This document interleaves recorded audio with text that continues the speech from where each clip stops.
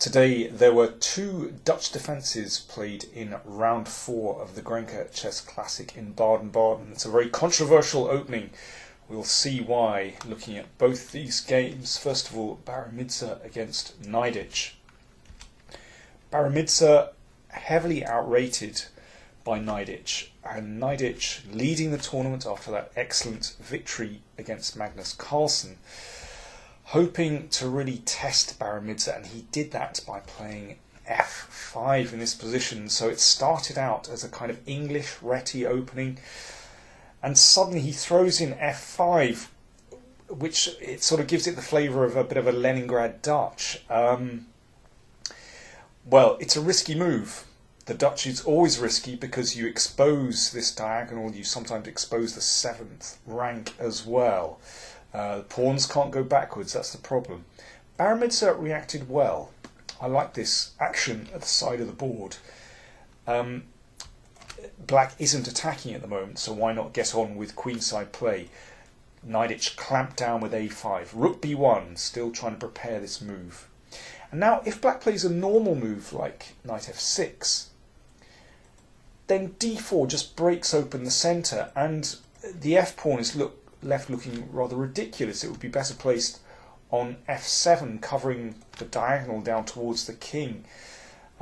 So Naidic already starts to improvise. He waits for a moment with bishop d7, but it's not terribly productive. b3 from Baramidze. I think it's a sensible move. He perhaps prepares to play bishop b2. Again, knight f6 could be met by d4. And Naidic continues with e5, so he's really going for it. Two pawns in the centre, like this, hoping to prepare a kingside attack later. But there's a big gaping hole behind those pawns, and his development is poor. Knight b5 exploits the weakness in black's position already. Knight takes pawn check threatened. Makes the bishop on d7 look very awkward. Naidic played queen b8, and that knight almost kind of dominates black's queen on b8. White could play e3 and d4 here. I think that's a reasonable way to play, but I think understandably, given black's very poor development, Baramidze offered a pawn with d4. Very interesting move.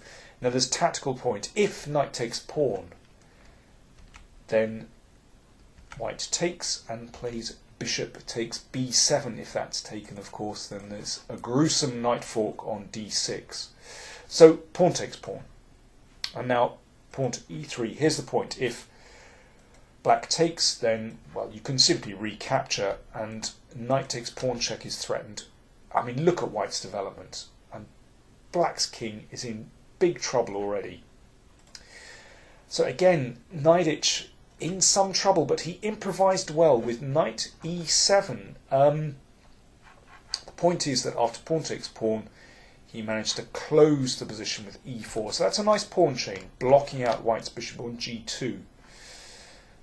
The knight's attacked, came to g5, and this was knocked back to h3. And here's the point of knight e7, that Naidic manages to exchange off this dangerous knight on b5 and get some kind of foothold in the centre with knight d5. Now if Baramidze plays quietly, then black will develop with knight f6, get castled, and that pawn chain in the centre looking good. Baramidze played energetically with knight f4. I like this move. He's encouraging Naidic to take this exchange, but in this position I think White would have tremendous compensation. That knight on b1 isn't running away, and, well, I mean, White has a bishop and a pawn, and for a rook, that king is looking a mess. I mean, black's forces are just kind of scattered to the two corners of the board. Dreadful position. So again, Naidic played cleverly, keeping control with knight e7, and that knight protects the knight, protects the pawn. Again, Baramidze could have played quietly, maybe dropping the knight back and then f3, but instead played very energetically, trying to break open the diagonal for the bishop. I mean, sensible tactic while the king's in the middle, but now the exchange sack is, well, it's a bit trickier. It's not quite clear what's going on. Knight took a pawn in the middle and then took the rook. And here you could just recapture, but instead Baron Midzer, he was really going for it. So now he is a whole rook down. White is a whole rook down. And here is the crunch moment in the game. Maybe White should simply play bishop d2. And if that pawn is taken on b5, then queen c4 picks up material, picks up a piece, and then, well, you know, Black's king is looking ragged. Probably in this position, Black should play knight e4. This would get taken. White is still a rook down, but he has some pressure here. This is still rather unclear. Black's probably okay, but it's a tricky position. Instead, he got all excited and gave another piece away, hoping to break through with his queen. But a simple and cool move from Knight. He just played knight e7, and the knight protects the king very well. b6 was trying to lock in the king, but it's hopeless. Queen c8, that's a good move. That prevents bishop h3.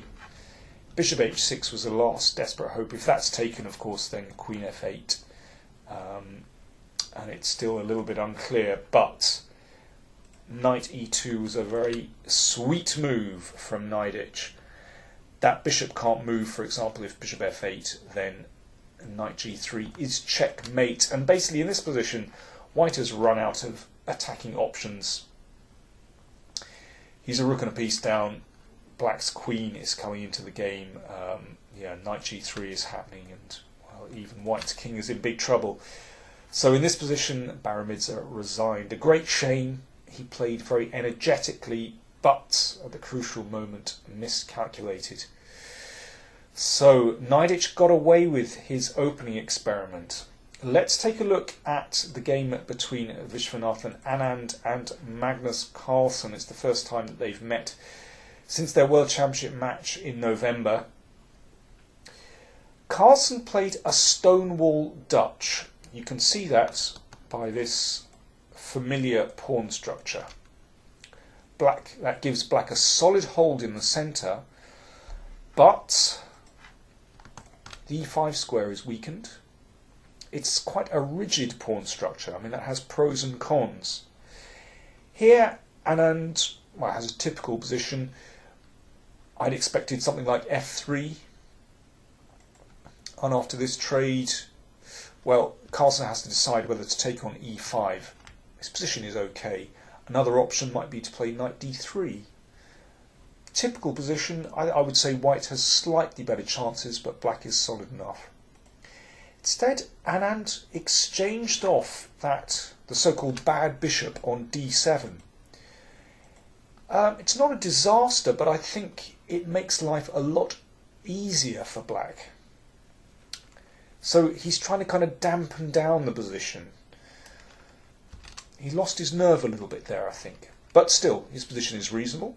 Played c5 and b4. So later on, he's hoping to expand with b5 and maybe try to get hold of this a-pawn, which Carlsen has thrown down the board. It rather reminds me of his game against Wojciech from the Vikonsay tournament just a couple of weeks ago, where Carlsen also played a Dutch, a Leningrad Dutch, and threw a pawn down to a3. He lost this pawn. Here it's not so easy to pick up. And, well, I rather like Carlsen's position, actually. The pressure has been lifted from the centre with that knight disappearing from e5. And here, he played h5. I like this move a lot. With a stable centre, you can get away with attacking White's king. And now Anand has a tricky choice. Should he play h4, but that kind of weakens his g3 pawn? You know, maybe later on Black can play with g5. Instead he played bishop e1. A retreat, but the idea is that after h4 you simply take it and then you follow up with f3 and you can protect that pawn. I think that's reasonable. But withdrawing the bishop, of course, it blocks, it breaks the connection between the rooks and allows e5. So Carlsen, breaking in the centre, but Anand played confidently against this, playing quite quickly actually. Carlsen was a bit short of time. The rook comes into the centre opposite the queen. Good idea. So Carlsen steps out of the way with queen e6. f3, good idea. Driving the knight away, driving the knight back to f6. And now bishop h3, attacking the f pawn. Well, round about here, I started to think, well, Anand is doing pretty well. He's breaking open the position for his bishop. Carlsen exchanged. And now I was expecting knight g4. And after this exchange on f5, well, I guess chances are about even. That knight blocks out the bishop. The queen is looking down on a2. Balanced chances. Instead, Carlsen found an outrageous idea, a testing idea. He played bishop to b2. So now the a pawn is threatened. Because e4 is now on prise, Anand has to take on f5. Carlsen took on a2. Now, of course, Anand would love to take on g6, but there's a threat to play bishop d4 check, winning the queen. So Anand has to just defend that for the moment. I mean, this is an outrageous idea from Carlsen. Of course, this pawn is incredibly strong, but his king is now looking exposed. He closed the king side. Good idea. But still,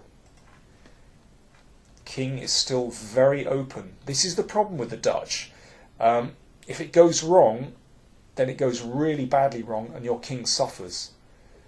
The queen dropped back to f7. So he's trying to make room for this pawn to advance. Of course, at the moment it's not possible because that bishop can be attacked. Rook e6, that shuts out the queen.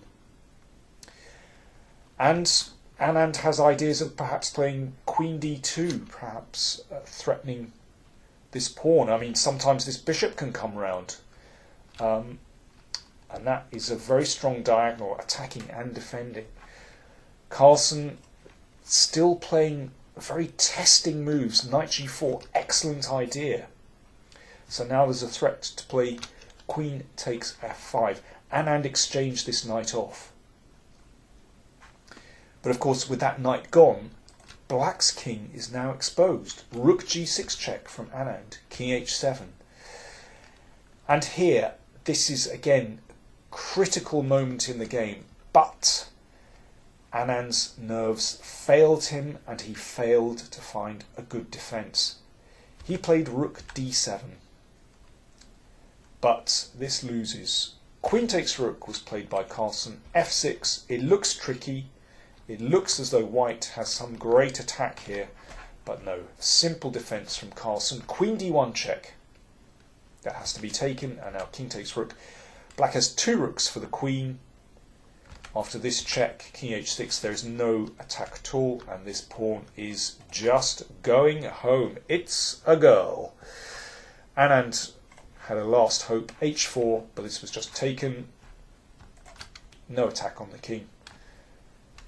Anand resigned. What could he have played? Well, here, I mean, there's a very tricky move. He could have simply come back with the rook. I mean, this is incredibly hard to spot. Incredibly difficult move. Of course, if black wants a draw here, then he can just repeat the position, king g8, for example, and then it's a draw. What's the threat? Well, let me show you the idea behind rook e6. If bishop h8, with the idea of pushing, then rook e7 is the idea. So queen takes rook and f6 check, discovered check. I mean, such a tricky idea. I mean, maybe Carlsen can actually play for a win with rook e8. That prevents this idea with rook e7. I mean, still incredibly complex. Maybe black can play for a win, but that would have been Anand's only hope.